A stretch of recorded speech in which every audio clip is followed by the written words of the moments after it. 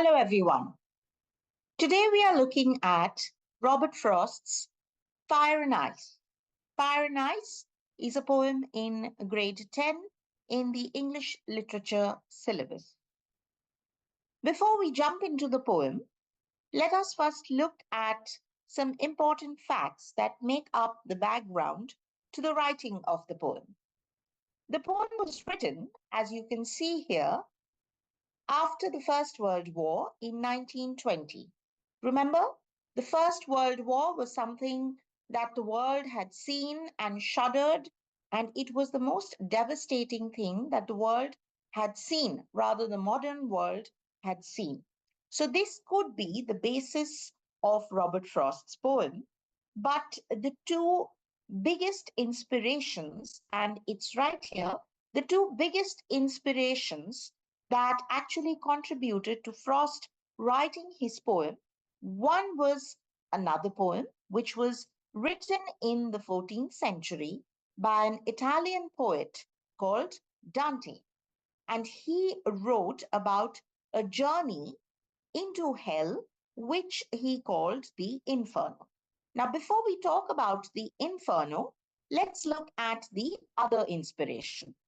It is said that Frost was having a conversation with an astronomer, and as you can see in the diagram given on your left, rather in the middle of the screen, they talked about what we all like to talk about, how will the world end? So they wanted to know if it would be the explosion of the sun, which is basically fire, or would it be some kind of an ice age, which would lead to Earth becoming extinct? Now, having said that, let's go back to the 14th century and look at something interesting. Now, we know that hell is supposed to be a place of fire. As you can see this image, a place of tremendous fire. However, Dante's hell didn't just have fire. It was also full of ice. And now, if I go further down, and I hope this illustration is visible to you, this was Dante's conception of the Inferno. And if we count this, 1, 2, 3, 4, 5, 6, 7, 8, and 9.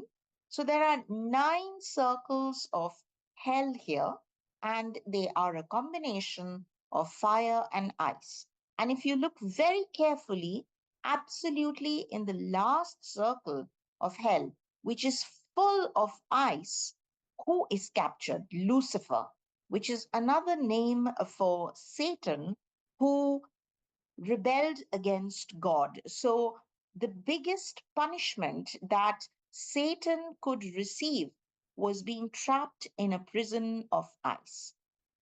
The interesting thing to notice is that in Dante's Inferno, and I'm going back to the diagram again, if there are 9 circles of hell, and let's look at this here, Robert Frost possibly took inspiration from these 9 circles of hell and wrote his poem in 9 lines. Now, as we go to the poem, look at the structure in the diagram. We have 9 circles from bigger to smaller.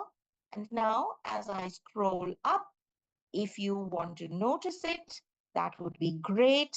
In the poem itself, the lines go from bigger to the absolute last line, which is smaller. So is it some kind of an inverted pyramid? Just the way Dante's Inferno's diagram that we saw?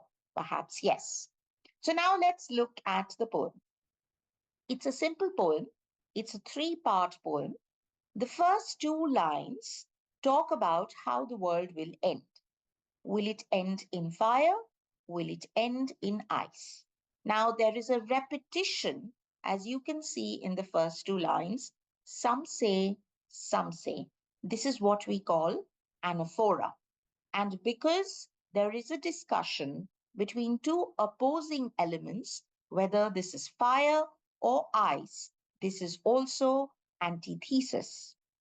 Alliteration as well. Some say the sir sound again. Some say the sir sound. Then comes what the poet believes in. He says that he is aware of desire. Now, what could desire symbolize here? Desire could symbolize anger, violence, destruction. So the poet says that since he knows a bit about desire, and here desire is unchecked desire, overwhelming, obsessive desire, he feels that the earth will end in fire. So, what is he doing basically?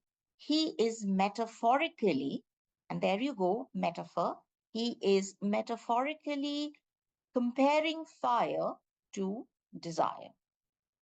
And then comes another twist in the poem. He says, if the earth had to perish twice. Now, I would call that an oxymoron. You can only perish. Perish means to die once. But in Frost's poem, we have an oxymoron. That is, if you perish twice. An oxymoron is basically a contrast between two words that have been put together. So in the human world, you perish once, but in Frost's poem, to bring out his idea, he uses perish twice. So he says, if the world were to end twice, then something else would be equally great as fire. And what does he say would be equally great? Which is ice. And what does he compare ice to? He compares ice to hatred.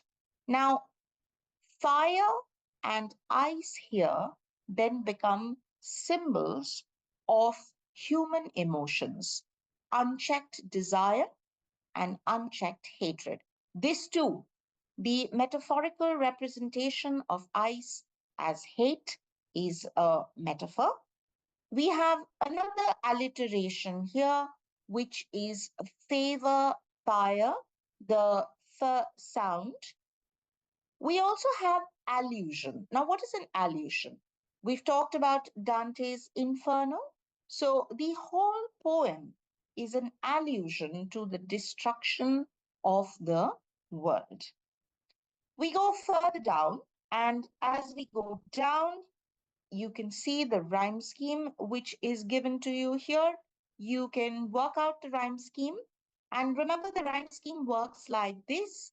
So fire, A, ice, B. Desire rhymes with fire, so A.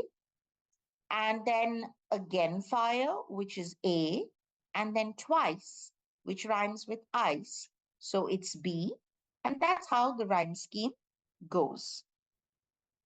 The poem actually has, as I've put it here, a light and conversational tone. And that's very strange because the poet is talking about the destruction of the world. And how is the destruction of the world coming about? He has taken the symbols of fire and ice, and let me just underline this for you.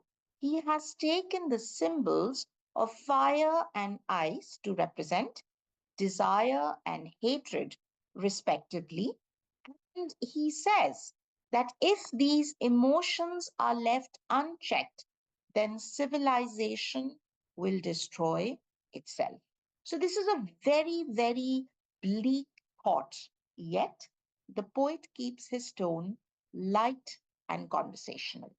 Since we are talking about the poet, before we go into the interpretation, let's look at what is interesting about the poet, or rather the speaker.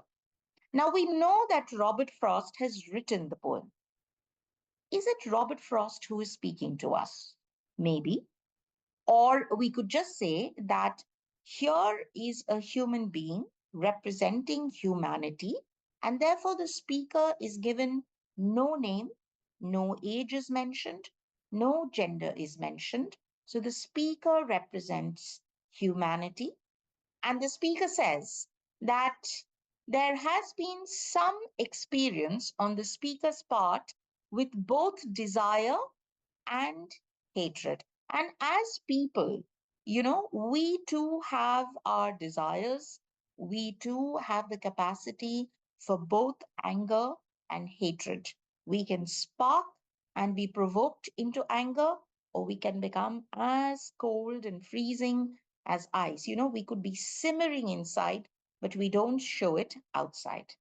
And yet, through the whole time, look at all the expressions the poet uses. Some say, as in some people say, I hold with, as in I agree with.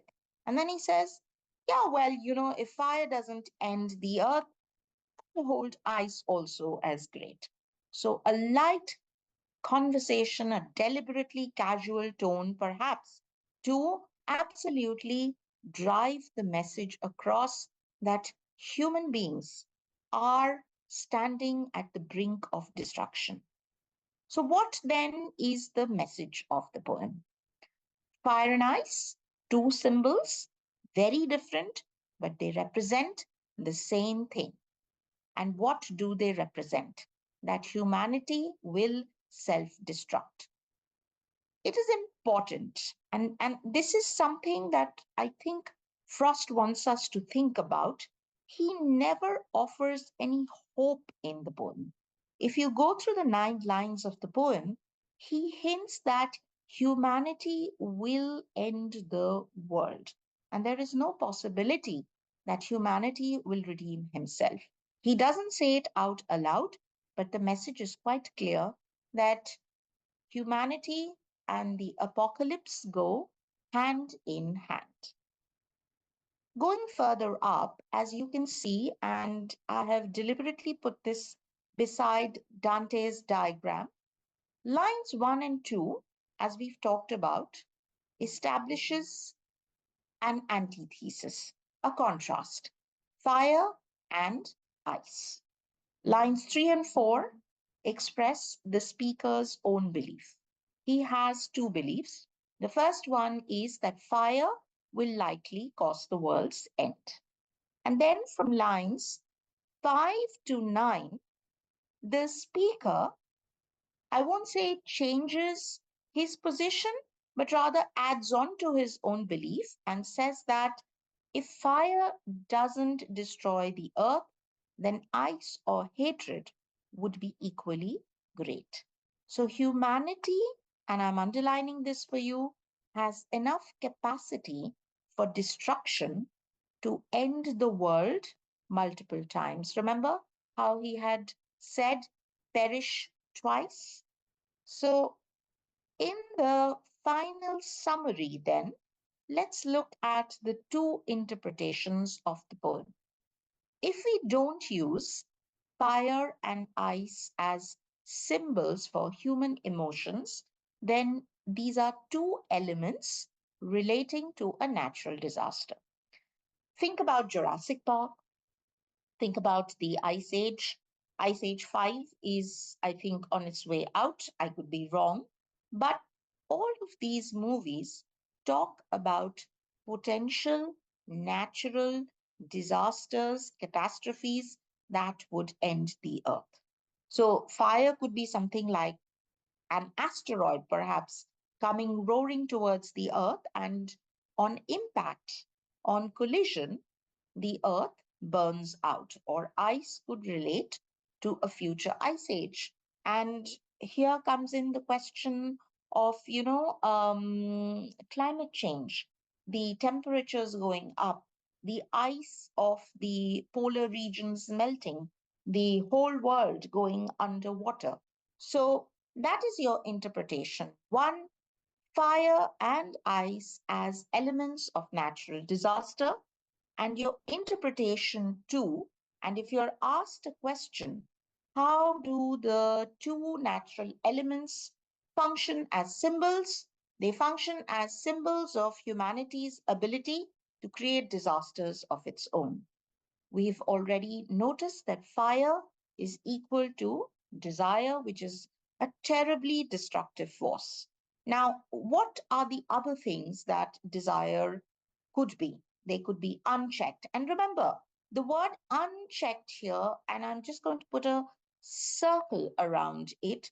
The word unchecked is extremely important because the poet is not saying that we can't have anger, or there isn't a bit of greed, or there isn't a bit of desire in us.